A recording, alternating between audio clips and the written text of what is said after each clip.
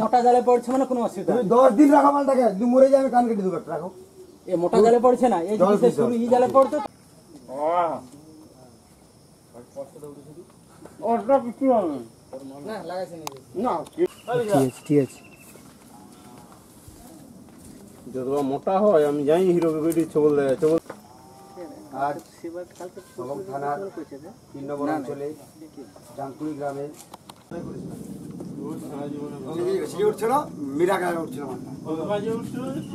সাপটা আমাদের বাড়ির সাইডে বেড়া দেওয়া ছিল জালে, ঠিক আছে। ওই জালটা সকালবেলায় উঠে যখন দেখি সাপ লেগে আছে, তখন আমরা মারবো পরিকল্পনা করলাম। তারপর বললাম না, সাপটা বড় তো খুব, এবং এগুলা খুব সচরাচর দেখতে পাওয়া যায়নি। তখন আমরা স্থানীয় শান্তনু দাস অধিকারী ছিল, ওনাকে খবর দিই। উনি আবার যোগাযোগ করেন বন দপ্তরের সঙ্গে। আরও খবরের আপডেট পেতে সাবস্ক্রাইব করুন আমাদের ইউটিউব চ্যানেলটি আর বেল আইকনে ক্লিক করুন নোটিফিকেশনস পেতে।